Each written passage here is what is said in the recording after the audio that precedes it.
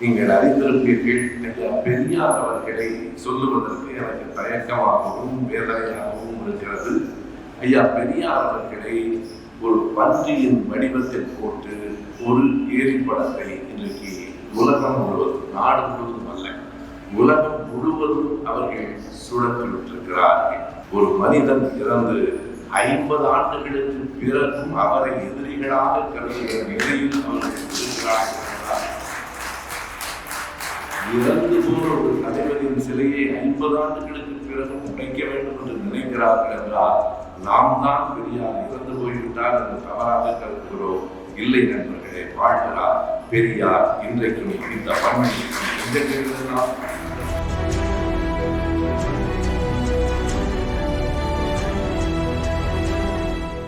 சென்னையில் பெய்த மழைக்கு ஈரோட்டில் குடை பிடித்து வரவேற்ற மகிழ்ச்சியாளர் சங்கத்தினுடைய அருமை நண்பர்களே, அவர்களுக்கு முதலில் நன்றி சொல்லிவிட்டு நான் உரையை தொடங்க வேண்டும். காரணம், இந்த நாள் முழுமையாக அவர்களுக்கு ஒதுக்கப்பட்டிருந்த நேரம். ஆனாலும் நான் வருகிறேன் என்று தமிழ் குமரன் சொன்ன காரணத்தால் நாங்கள் 8 மணிக்கு முடித்துக் கொள்கிறோம், பிறகு நேரத்தை நீங்கள் எடுத்துக்கொள்ளலாம் என்று சொன்ன அந்த பெருந்தன்மைக்கு முதலில் நாங்கள் நன்றி தெரிவித்து மகிழ்கிறோம். இந்த கூட்டத்தை நடத்துவதற்கு தொடர்ந்து 10 நாட்களாக பணியாற்றி கொண்டிருக்கிற தமிழ் குமரன், சேகர், சரவண பெருமாள் உள்ளிட்ட எங்களுடைய திராவிட இயக்க தமிழர் பேரவையின் தோழர்களே, எங்கள் பேரவையினுடைய பொதுச் செயலாளர் தோழர் சிற்பி செல்வராஜ் அவர்களே, என்றைக்கும் எங்களிடத்தில் மிகுந்த அன்பு காட்டுகிற திமுக மாவட்ட துணை செயலாளர் செந்தில்குமார் அவர்களே, கூடியிருக்கிற அருமை நண்பர்களே, பெரியவர்களே, அனைவருக்கும் என் அன்பு வணக்கம். தமிழ் குமரன் வழக்கம் போல என்னிடத்திலே ஒரு வேண்டுகோள் வைத்தார். இரவு நான் இங்கே தங்கிவிட்டு நாளை காலையில் தான் சேலத்துக்கு போகிறேன். நீங்கள் இங்கு தங்கத்தானே போகிறீர்கள், எனவே 1.5 மணி நேரம் பேசுங்கள் என்றார். நான் தங்க போகிறேன், ஆனால் அவரிடெல்லாம் தாங்க போகிறார்களாக என்று தெரியாது. நான் தங்குகிறேன் என்பதற்காக அவர்களும் இந்த அரங்கத்திலேயே தங்குகிற மாதிரி நிலை வந்துவிடும். சரியாக சொன்னால், இன்றைக்கு பேசுவதற்கு கூடுதலான செய்திகள் ஒன்றுமில்லை. ஒரே ஒரு நோக்கத்திற்காக உங்களை சந்திக்க வந்திருக்கிறோம். வருகிற ஜனவரி 1 முதல் திராவிட முழக்கம் என்று ஒரு ஏட்டினை தொடங்குகிறோம். அந்த ஏட்டினை உங்களிடத்திலே அறிமுகப்படுத்துவதற்கும் அந்த மாத இதழுக்கான ஆண்டு கட்டணங்களை பெற்றுச் செல்வதற்குமாகத்தான் நாங்கள் வந்திருக்கிறோம். இதுதான் அடிப்படை நோக்கம். ஆனால் எங்கள் பொதுச் செயலாளர் சிற்பி செல்வராஜ் அவர்கள் சொன்னது போல சமூக வலைத்தளங்கள் பெருகி இருக்கிற இன்றைய காலத்தில் மறுபடியும் அச்சு ஊடகத்திற்கு போக வேண்டிய தேவை ஏற்பட்டிருக்கிறதா என்பதை விளக்குவதும், இந்த ஏடு தொடங்கப்பட வேண்டிய நோக்கம், தொடங்குகிற இந்த நேரம், இவைகளை பற்றி சொல்வதும் தான் என்னுடைய உரையின் சாரம். கண்டிப்பாக கூடுதல் நேரத்தை எடுத்துக்கொள்ள மாட்டேன். தமிழ் குமரன் வருத்தப்பட்டாலும் நீங்கள் எல்லாம் மகிழ்ச்சி அடைவீர்கள் என்பதால் ஒரு 20 நிமிடங்களில் சில செய்திகளை மட்டும் உங்களோடு பகிர்ந்து கொள்கிறேன். என்னதான் சமூக வலைத்தளங்கள், மின் இதழ்கள் எல்லாம் வந்தாலும் அச்சு ஊடகம் என்பது ஒரு ஆவணம். நீங்கள் எண்ணி பார்க்கலாம், இன்றைக்கு தொழில்நுட்ப வளர்ச்சியில் இந்த உரை கூட ஆவணம் தான். எல்லாம் பதிவாகிறது. முன்பெல்லாம் பேச்சு காற்றோடு போகும். மறைந்த தமிழறிஞர் மூவா அவர்கள் சொல்வார்களாம், ஏதேனும் கூட்டத்திற்கு பேச அழைத்தால் நான் வந்து அமர்ந்து மற்றவர்கள் பேசுவதையும் கேட்டு நான் ஒரு 1/2 மணி நேரம் பேசினாலும் பேசிவிட்டு வீட்டிற்கு வருவதற்கு 4 மணி நேரம் ஆகும். அந்த 4 மணி நேரமும் காற்றில் கரைந்து போகும். நான் வீட்டில் அமர்ந்து எழுப்பினால் அந்த 4 மணி நேரமும் இன்னும் 40 ஆண்டுகளுக்கு நிலைத்து நிற்கும் என்று சொல்லுவார். ஆனால் காலங்கள் மாறி இருக்கின்றன. இப்போது எந்த பேச்சும் காற்றோடு கரைந்து போவதில்லை. எல்லா பேச்சுகளும் பதிவாகின்றன. எல்லா பேச்சுகளும் நாளைக்கே மக்கள் மன்றத்துக்கு செல்கின்றன. இருப்பினும் கூட ஒன்றை தேட வேண்டும் என்று கருதினால் அது இந்த வலை ஒலிகளிலிருந்து தேடி எடுப்பதை விட புத்தகத்திலிருந்து தேடி எடுப்பது தான் எளிதான. இப்போதும் சொல்லுகிறேன், ஒரு வேளை என் தலைமுறை அல்லது என் வயதுக்கு ஏற்றதாக இருக்கக்கூடுமோ என்னவோ நம்முடைய பிள்ளைகள் எல்லாம் அந்த திரையிலே, கணிப்பொறியின் திரையிலே படிப்பதை நான் பார்த்திருக்கிறேன். நம்மால் தேவைக்கு ஒன்றிரண்டை அதை தேட முடிகிறது தவிர அச்சு ஊடகத்தில் படிக்கிற போதுதான் படிப்பதாக எங்களுக்கு தோன்றுகிறது. அச்சு ஊடகம் தான் இன்றைக்கு ஆவணமாக இருக்கும். எனவே அச்சு ஊடகத்தில் ஒரு மாத இதழை, ஏன் மாத இதழ், மாத விடுமுறை, வார இதழ், நாளேடு என்று கொண்டு வரலாம். நம்முடைய பொருளாதார வசதிக்கு மாத இதழ் என்பதே அழைப்புகளாக இருக்கிறது. மாத இதழை நிறுத்தாமல் நடத்திவிட வேண்டும் என்கிற நோக்கத்திலே தான் ஆண்டு கட்டணங்களை நாங்கள் வாங்கி கொண்டிருக்கிறோம். எனவே மாத இதழ் தான் இப்போதைக்கு எங்களால் இயலும். அதனை செம்மையாக செய்ய வேண்டும் என்கிற நோக்கத்தோடு இதனை தொடங்குகிறோம். சரியாக சொல்ல வேண்டுமானால் தொடங்குகிற இந்த நேரம் மிக முக்கியமாகும். இந்த நேரம் ஒரு மிகப்பெரிய சூறாவளி வடநாட்டிலிருந்து தென்னகத்தை, தமிழ்நாட்டை நோக்கியும் வந்து கொண்டிருக்கிறது. அது ஒரு நாகரிகமான மாற்று அரசியலாக இருந்தால் நாம் கவலை கொள்ள வேண்டியதில்லை. எந்த ஒரு மாற்று கருத்தையும் நாம் எதிர்கொள்ளலாம். இந்த திராவிட முழக்கத்தை நான் ஈரோட்டில் வந்து பேசுவதில் பொருள் இல்லை. காரணம், ஈரோட்டிலிருந்து எழுந்ததுதான் திராவிட முழக்கம். ஈரோடு தான் இந்த முழக்கம் முதலில் கேட்ட இடம் ஈரோடு தான். ஈரோட்டில் பெற்ற திராவிட முழக்கத்தை எதிரொலிப்பதற்காகத்தான் நாங்கள் வந்திருக்கிறோம். ஆனால் இன்றைக்கு ஐயா இருந்த காலத்தை போல மறுபடியும் மிக கடுமையான, மிக கொடுமையான ஒரு காலத்தை நோக்கி நாம் நகர்கிறோம். நானும் நண்பர் செந்தில் அவர்களும் பேசிக் கொண்டிருந்தோம். இன்றைக்கு ஈரோட்டில் இன்னொரு கூட்டம் நடக்கிறது. எவ்வளவு கவனமாக அந்த செய்திகள் நகர்கின்றன, நகர்த்தப்படுகின்றன என்பதை அவர் குறிப்பிட்டு சொன்னார். வேறொன்றும் இல்லை, நேற்றிலிருந்து நம்முடைய கைபேசிகளில் ஒரு கேலி சித்திரம் பலம் வந்து கொண்டிருக்கிறது. உங்களில் பலர் அதை பார்த்திருக்க கூடும். மிகுந்த வேதனையோடு நண்பர்கள் பலர் என்னை தொலைபேசியிலே தொடர்பு கொண்டு, ஏன் இப்படி, இதற்கு நீங்கள் எதிர்வினையாற்றவில்லையே ஏன் என்று கேட்டுக்கொண்டிருந்தார்கள். வேறு ஒன்றும் இல்லை, நீங்கள் அறிந்திருப்பீர்கள், ஐயா பெரியார் அவர்களை சொல்லுவதற்கு எனக்கு தயக்கமாகவும் வேதனையாகவும் இருக்கிறது. ஐயா பெரியார் அவர்களை ஒரு பன்றியின் வடிவத்தில் போட்டு ஒரு ஏரிப்படத்தை இன்றைக்கு உலகம் முழுவதும், நாடு முழுவதும் அல்ல, உலகம் முழுவதும் அவர்கள் சுழற்றி விட்டிருக்கிறார்கள். மாலையில சிற்பி அவர்களுக்கு தெரியும், தென்கொரியாவிலே இருந்து டாக்டர் சத்தியமூர்த்தி என்று அவர் மிகுந்த வேதனையோடு ஐயாவின் படத்தை இப்படி போட்டிருக்கிறார்களே என்று கேட்டார். இப்போது நான் கோவையிலே இருந்து ஈரோட்டுக்கு வந்து கொண்டிருக்கிற போது அடுத்த படம் வந்திருக்கிறது.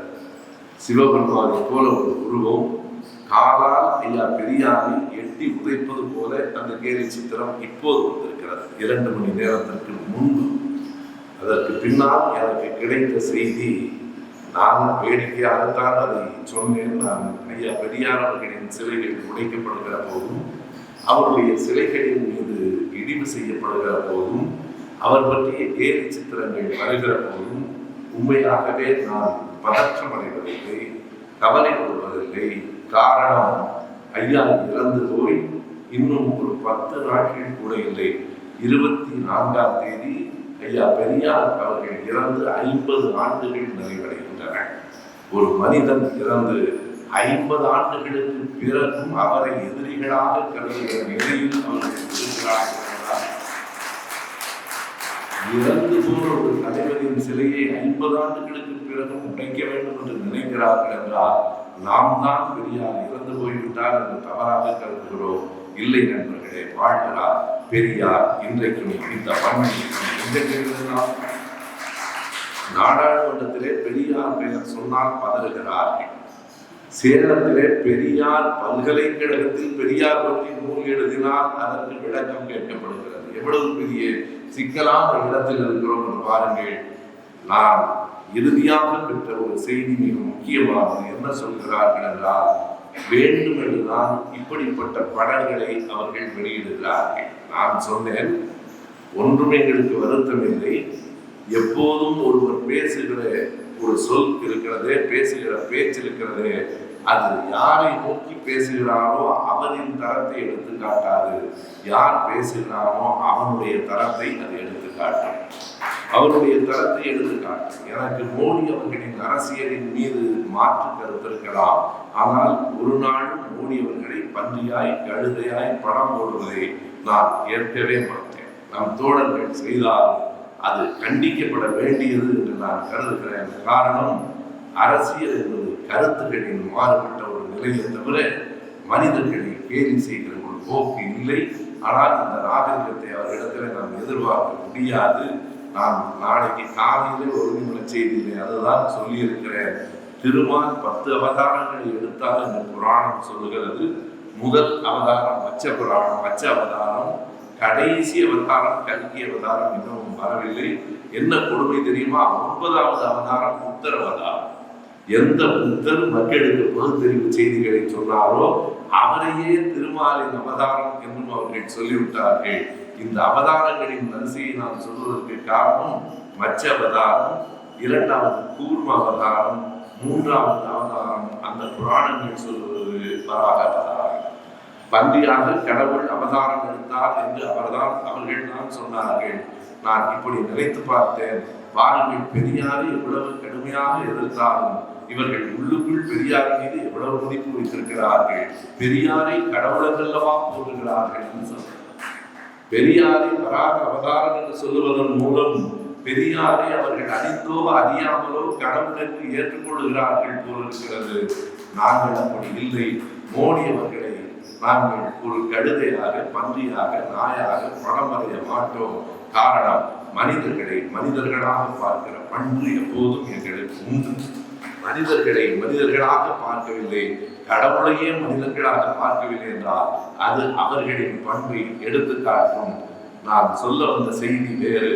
எதற்காக இப்படி படங்களை வெளியிடுகிறார்கள் என்கிற குறிப்பு இப்போது வந்திருக்கிறது.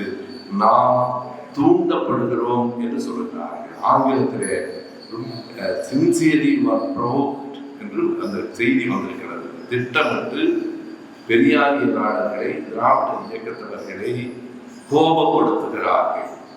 திட்டமிட்டு கோபப்படுத்துகிறார்கள். எதற்காக கோபப்படுத்துகிற போது இப்போது நான் எதிர்வினை ஆற்றியது அவர்கள் எதிர்பாராது. நீங்கள் பெரியாரை கடவுளாக நினைக்கிறீர்களா என்று நான் கேட்பதற்கு, ஆனால் இயல்பாக நமக்கு ஒரு கோபம் வரும், மிக கடுமையான கோபம் வரும். உடனே மோடி அவர்களை அல்லது இந்து கடவுள்களை இதே மாதிரி மிக இழிவாக நாம் படங்களை வெளியிடுவோம்.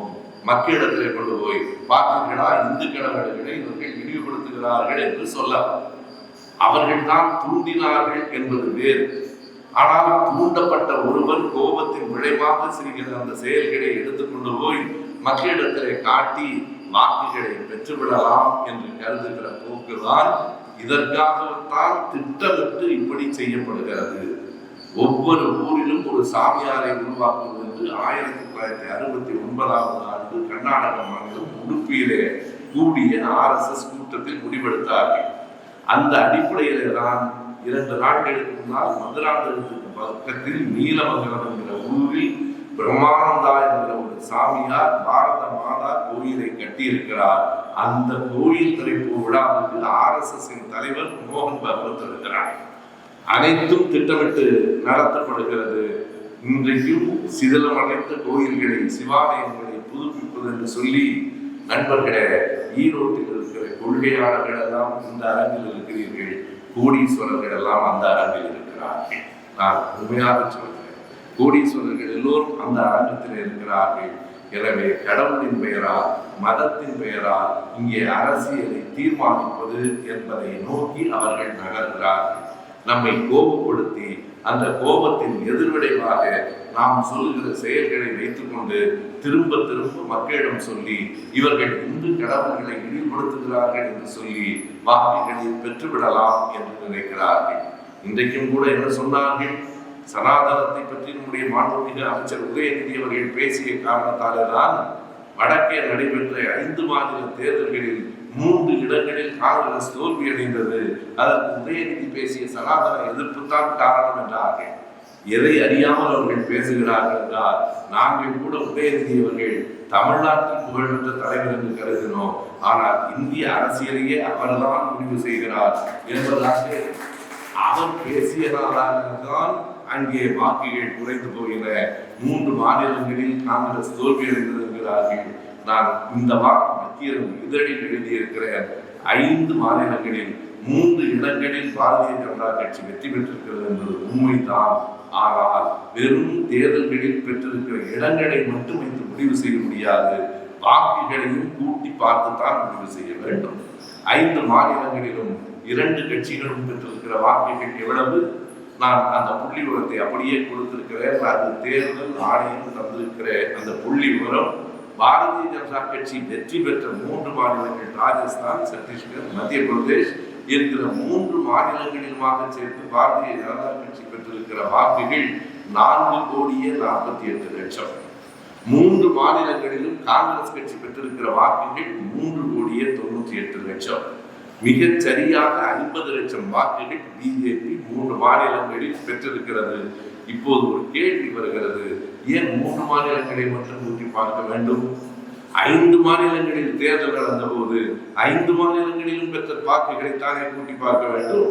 அப்படி பார்த்தால் தெலங்கானாவில் மட்டும் காங்கிரஸ் கட்சி பெற்றிருக்கிற வாக்குகள் 92,00,000, பாரதிய ஜனதா கட்சி பெற்றிருக்கிற வாக்குகள் வெறும் 32,00,000. ஆகவே இந்த 3 மாநிலங்களில் 50,00,000 வாக்குகள் கூடுதல் என்றால் தெலங்கானாவில் மட்டும் 60,00,000 வாக்குகள் காங்கிரஸ் கூடுதல். நீங்கள் அடுத்ததாக மிசோராமையும் சேர்த்து எடுத்துக்கொண்டால் மொத்தம் நண்பர்களே எவ்வளவு வாக்குகள் என்பதை சொல்லுகிற 4,80,00,000 வாக்குகளை பாரதிய ஜனதா கட்சி பெற்றிருக்கிறது. 4,80,00,000. 5 மாநிலங்களிலும் சேர்த்து காங்கிரஸ் கட்சி 4,91,00,000 வாக்குகளை பெற்றிருக்கிறது. இப்போது சொல்லலாமா, உதயநிதி அவர்கள் சனாதனத்தை எதிர்த்ததால் தான் காங்கிரஸ் கட்சி 11,00,000 வாக்குகளை உங்களை விட கூடுதலாக பெற்றிருக்கிறது என்று நாம் சொல்லலாமா? உதயநிதி பேச்சுக்கும் வடமாநில தேர்தல்களுக்கும் முடிவுகளுக்கும் தொடர்பு இல்லை. வெற்றி பெற்றால் அது காரணம் என்பார்கள், தோற்று போனால் உதயநிதியை பற்றி பேச மாட்டார்கள். நாம் உண்மையை சொல்கிறோம். இப்படியெல்லாம் மக்களிடத்திலே மதவாத அரசியலை முன்னிறுத்துவதற்கு அவர்கள் முயற்சி செய்கிறார்கள். அவர்களுக்கு ஒன்று தெரியும், தலைகீழாய் நின்றாலும் தமிழ்நாட்டில் தாமரை மதராது, தலைகீழாய் நின்றாலும் தமிழ்நாட்டில் மதவாத அரசியல் ஈடுபடாது. எனவே இப்போது நம்மை கோபப்படுத்த தொடங்கி இருக்கிறார்கள். ஐயா பெரியார் அவர்களின் படத்தை அப்படி வரைவது இழிவுபடுத்துவது என்று நினைக்கிறார்கள்.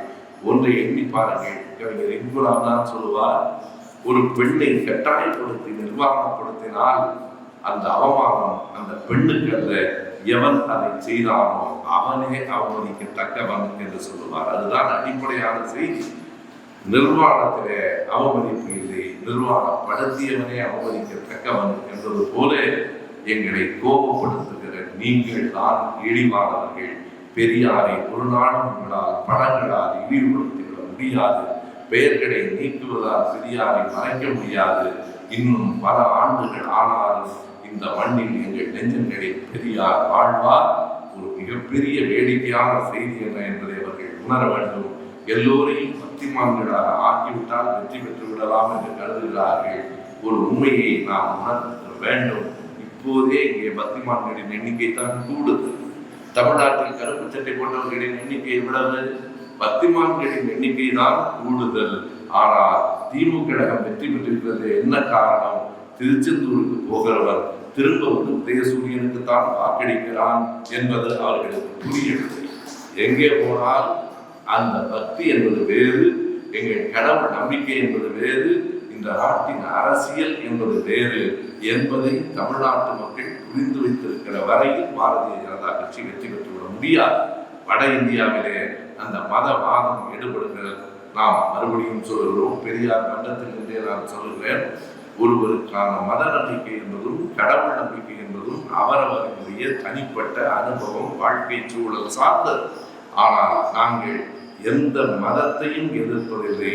ஆனால் எந்த மதமாவது என்னை சூத்திரன் என்றும் பஞ்சமதம் சொல்லுமானால் எந்த மதம் என்னை இழிவுபடுத்துகிறதோ அந்த மதத்தை நான் சாகும் வரை எதிர்ப்பேன் என்பதுதான் தமிழ்நாட்டின் அரசியல். நீங்கள் சொல்லுகிற வர்ணாசிரம தர்மம், நீங்கள் சொல்லுகிற சாதி அடுக்கு, நீங்கள் எங்களை பார்த்து சூத்திரன் என்று சொல்லுவது, நீங்கள் எங்களை பார்த்து தீண்டாத்தகாதவன் என்று சொல்லுவது, இதை எதிர்த்து ஒரு அழுத்தமான விதை தமிழ் மண்ணில் விழுந்திருக்கிறது.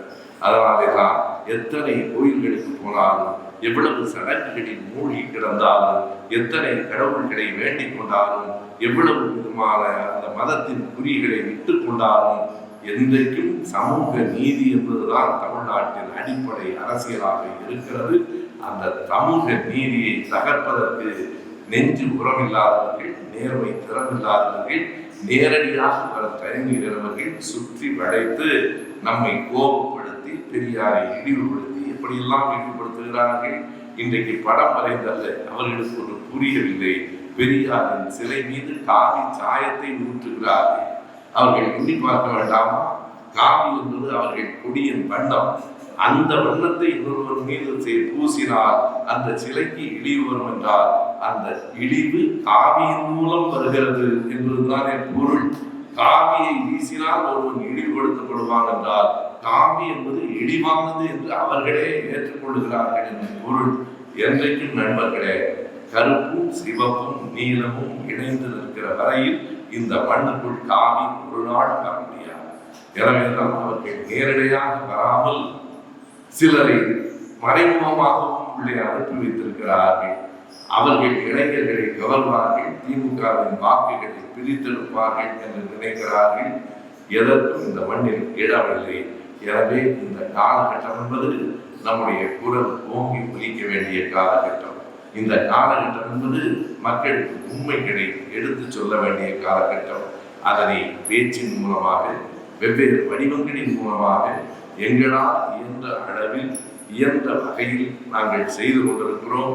எங்களுடைய திராவிட இயக்க தமிழர் பேரவை என்பது ஒரு வெகுமக்கள் இயக்கம் இல்லை. எங்களின் பேரவை ஒரு புரட்சிகர அமைப்பு இல்லை. ஆனால் எங்கள் பேரவை தொடர்ந்து ஆக்கப்பூர்வமான செயல்களை செய்து கொண்டிருக்கிற பேரவை. நாங்கள் செய்கிற பணி ஒன்றே ஒன்றுதான், கருத்துக்களை பரப்புவது. ஆனால் அந்த ஒரு பணிக்கு நாங்கள் பல வடிவங்களை கைக்கொள்கிறோம். கருஞ்சட்டை பதிப்பகம் என்று பதிப்பகம் வைத்திருக்கிறோம். திராவிட பள்ளி என்று 3 ஆண்டுகளாக நடத்தி கொண்டிருக்கிறோம். கல்வி உதவி திட்டத்தின் மூலம் ஒடுக்கப்பட்ட மக்களுக்கான கல்வி உதவித்தொகையை, அதாவது வெறும் கல்வி கட்டணத்தை மட்டுமல்ல, அவர்களுக்கான உடைகளுக்கான செலவை, புத்தகங்களுக்கான செலவை நாங்கள் ஏற்றுக்கொள்ளுகிறோம். திராவிடம் நூல் மூலமாக, வலையொலிகளின் மூலமாக கருத்துக்களை நாங்கள் கொண்டு செல்கிறோம். இப்போது இன்னொரு வடிவத்தையும் கீழ் எடுக்கிறோம். கருத்துக்களை தமிழர் என்று ஒரு மின்னிதழ் இருக்கிறது. அதனை தாண்டி திராவிட முழக்கம் என்கிற அச்சு ஊடகத்திலான மாத இதழை கொண்டு வருகிறோம். உங்கள் அத்தனை பேருடைய ஆதரவால் அந்த இதழ் நிற்கும், நிலைக்கும். இது கடைகளில் கிடைக்காது. அந்த நான் இனி என்கிற இதழை நடத்திய போது எப்படி விளம்பரம் கொடுத்தோமோ அந்த விளம்பரத்தின் 3 வரிகளையே நான் மறுபடியும் சொல்லுகிறேன். இந்த இதழ் நடுநிலை ஏடு இல்லை. எங்களுக்கு என்று ஒரு வண்ணம், ஒரு பக்கச்சார்பு, ஒரு கருத்து, ஒரு கொள்கை உண்டு. இது நடுநிலை இதழ் இல்லை. எல்லா கடைகளிலும் கிடைக்காது. தொடர்ந்து வரும் என்றும் எங்களால் உறுதி செய்ய முடியாது என்று எழுதியிருந்தேன். இப்போது 3வது மட்டும் மாற்றிக்கொள்கிறோம். தொடர்ந்து வரும். அதற்கான எல்லா ஏற்பாடுகளையும் நாங்கள் செய்திருக்கிறோம். இனி திராவிட முழக்கம் இந்த மண்ணில் தொடர்ந்து ஒலிக்கும். இந்த திராவிட முழக்கத்திற்காக கவிச்சூழல் கவிதை பித்தனவர்களிடத்தில் ஒரு கவிதை கேட்டிருந்த போது அவர் 4 வரிகளை எழுதி அனுப்பியிருக்கிறார். அந்த 4 வரிகளே எங்கள் திராவிட முழக்கத்திற்கான அறிமுகம் என்று நான் கருதுகிறேன். அன்னை தமிழின் புதிய வெளிச்சம், ஆதிக்கம் எதிர்க்கும் இதழின் தொடக்கம், தென்னவர் வாழ்வின் பண்பாட்டு விளக்கம். இந்த 3ஐயும் சொல்லிவிட்டு கடைசியாக சொல்லுவார், தென்னவர் வாழ்வின் பண்பாட்டு விளக்கம், திக்குகள் எட்டும் இனி திராவிட முழக்கம் என்று சொல்லும்போது நான் மறுபடியும் அந்த வரிகளை எனக்கு உணர்வேற்றிக் கொள்வதற்காகவே சொல்லுகிறேன். அன்னை தமிழின் புதிய வெளிச்சம், ஆதிக்கம் எதிர்க்கும் இதழின் தொடக்கம், தென்னவர் வாழ்வின் பண்பாட்டு விளக்கம், திக்குகள் எட்டும் இனி திராவிட முழக்கம். அதனை நீங்கள் தான் உண்மையானதாக ஆக்கினார். வேண்டும். நாங்கள் ஆண்டு கட்டணங்களை கேட்பது, அது கூட சொன்னேன், பெரிய நன்கொடைகள் வேண்டாம், 10,000 20,000 ரூபாய் வேண்டாம், 400 ரூபாயாக மட்டும் பெற்றுக் கொள்ளுங்கள். தம்பி கூட கேட்டார், ஆயுள் கட்டணம் வாங்கலாமா என்று. வேண்டாம், ஏனென்றால் அது யாருடைய ஆயுள் என்கிற ஒரு கேள்வி வரும். பத்திரிகையின் ஆயுளாகத்தான் பெரும்பாலும் இருக்கிறது. அவர்கள் ஆயுளுக்கு நம்மால் கொடுக்க முடியுமா என்று தெரியாது. வெறும் 400 ரூபாய், குறைந்தது 10,000 பேரிடம் பெற்று 10,000 பேரை ஒவ்வொரு மாதமும் எட்டுகிற வகையில் இந்த திராவிட முழக்கம் தொடங்கப்படுகிறது. இப்போதுதான் 2000 3000 எட்டி கொண்டிருக்கிறோம். மிக விரைவில் எங்கள் இலக்கான 10,000 ஆண்டு கட்டணங்களை திராவிட முழக்கம் பெறும். அந்த 10,000-ல் நீங்கள் அத்தனை பேரும் இருக்க வேண்டும் என்று கேட்டுக்கொள்வதற்காகவே உங்களை நேரில் சந்திக்க வேண்டும் என்ற எண்ணத்தில் நாங்கள் வந்திருக்கிறோம். திரும்ப திரும்ப திராவிடம் என்ற சொல்லை நாங்கள் பயன்படுத்துவதற்கு காரணம் உண்டு. நாங்கள் நடத்துகிற பள்ளிக்கு பெயர் திராவிட பள்ளி, நாங்கள் நடத்துகிற வலையொலிக்கு பெயர் திராவிடம் நூல், நாங்கள் நடத்துகிற இயக்கத்துக்கு பெயர் திராவிட இயக்க தமிழர் பேரவை, நாங்கள் வைத்திருக்கிற அறக்கட்டளையின் பெயர் திராவிட தமிழர் அறக்கட்டளை. இப்போது புதிதாக எழுவதும் திராவிட முழக்கம். ஏன் திராவிடம் என்பதை திரும்ப திரும்ப சொல்லுகிறோம் என்றால், நீங்கள் தமிழர்கள் இல்லையா என்று கேட்கிறார்கள். நாங்கள் தமிழர்கள் என்றால் வேறு யார் தமிழர்கள்? நாங்கள் தமிழர்கள், நாம் அத்தனை பேரும் தமிழர்கள். ஆனால் நாம் தமிழர்கள் என்றால் ஒரு விடுதலை கருத்தியலான திராவிடம் என்கிற கருத்தியலை கையிலேந்தி நிற்கிற தமிழர்கள். தமிழர்கள் தான். ஆனால் தமிழர்கள் எல்லோரும் ஒரே கருத்தியல் கொண்டவர்களா? எல்லோரும் பெண் விடுதலை ஆதரிக்கிறார்களா? எல்லோரும் சமத்துவத்தை ஆதரிக்கிறார்களா? யாரெல்லாம் சமத்துவத்தை ஏற்றுக்கொள்கிறானோ, யாரெல்லாம் இருபாலாரும் சமம் என்று கருதுகிறானோ, யாரெல்லாம் சமூக நீதிக்காக தங்களை அர்ப்பணித்துக் கொள்ள தயாராக இருக்கிறானோ, யாரெல்லாம் இந்த கருத்தியலை ஒப்புக்கொள்கிறானோ அவர்கள் எல்லோரும் திராவிடர்கள். எனவே நாம் தமிழர்கள் தான். ஆனால் திராவிட தமிழர்கள், ஏற்காத ஆரிய தமிழர்களும் தமிழ்நாட்டில் உண்டு, தமிழ் இந்துக்களும் உண்டு. நாங்கள் தமிழ் இந்துக்கள் இல்லை, ஆரிய இந்துக்கள் இல்லை, ஆரிய தமிழர்கள் இல்லை, நாங்கள் திராவிட தமிழர்கள். எனவே திராவிடம் என்னும் கருத்தியலை ஏற்றுக்கொள்கிற தமிழர்கள் என்பதால் எங்கள் கருத்தியலை நாடு முழுவதும் சொல்ல வேண்டும் என்று கருதுகிறோம். ஐயா பெரியார் அவர்கள் தான் எங்கள் கொள்கைக்கு தலைவர்.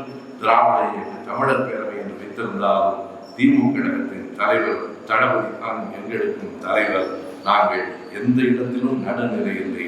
முழுக்க முழுக்க திமுக கழகத்தை தேர்தல்களில் அரசியலில் சார்ந்திருக்கிறோம். எல்லோரும் பொதுவானவர்கள் என்கிற வேடமெல்லாம் எப்போதும் நாங்கள் ஓடுவதும் இல்லை, போட்டால் எங்களுக்கு பொருந்துவதும் இல்லை. நாங்கள் இந்த இடத்தில் தான் இருக்கிறோம் என்கிற உண்மையை சொல்லி திமுகவை தான் ஆதரிக்கிறோம்.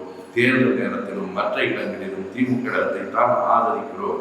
திராவிட கழகம் தான் எங்கள் தாய் கழகம் என்கிற எல்லா உண்மைகளையும் எடுத்து சொல்லி நாங்கள் அவர்களின் பிள்ளைகள் தான். பிறகு ஏன் நீங்கள் பிளவுபட்டு இருக்கிறீர்கள் என்று கேட்டால், இது பிளவு இல்லை, கிளை என்பதை புரிந்து கொள்ளுங்கள். நாங்கள் பிளவுபட்டு இருக்கவில்லை, கிளை விரித்து இருக்கிறோம். திராவிட இயக்கம் என்கிற மரம் ஆழமான கொள்கை என்கிற பெயர்களை கொண்டது, மிக அழுத்தமான தலைமை என்கிற அடிமரத்தை கொண்டது, எங்களை போல பல்வேறு கிளைகளையும் கொண்டது. கிளைகள் வலுக்கும், கிளைகள் விரியும், கிளைகள் பரவும், கிளைகளில் பூக்கள் வரும், இலைகள் மலரும், கனிகளும் வந்து சேரும். மறைந்த அறிஞர் சாலை இளந்திரைவர்கள் தான் சொல்வார், ஏன் இத்தனை அமைப்புகள் என்று பலர் கேட்கிறார்கள். தஞ்சை பெரிய கோயில் இருக்கிறது, மதுரை மீனாட்சி அம்மன் கோயில் இருக்கிறது, சிதம்பரம் சில்லை நடராசர் கோயில் இருக்கிறது, போதும் என்றவர்கள் நிறுத்திவிட்டார்களா? வீதிக்கு ஒரு பிள்ளையார் கோயில் இல்லையா? ஒரு மரத்துக்கு கீழே அந்த சிலைகள் இல்லையா? தெருவுக்கு தெரு அவர்கள் மணி அடிக்கவில்லையா? அவர்கள் தெருவுக்கு தெரு மணி அடிப்பார்கள் என்றால் நாங்களும் வீட்டுக்கு வீடு திராவிட இயக்க கருத்துக்களை கொண்டு செல்வோம். இவையெல்லாம் கிளைகள் ஒரு நாள் கைகளை கோர்த்து கொள்ளும். எந்த பொது கோட்பாடு வருகிற போதும் நாங்கள் ஒன்றாக நிற்போம், என்றைக்கும் சேர்ந்து பாடுபடுவோம் என்கிற செய்தியை சொல்லி, இது திராவிட இயக்கத்துக்கான இதழ் தான். நாங்கள் நடுநிலையாளர்கள் அல்ல, நாங்கள் நீதிபதிகள் அல்ல. ஒரு குறிப்பிட்ட கருத்துக்கான வழக்கறிஞர்கள் வழக்கை முன்வைக்கிறோம். மக்களும் காலமும் தீர்ப்பு சொல்லட்டும். நன்றி, வணக்கம்.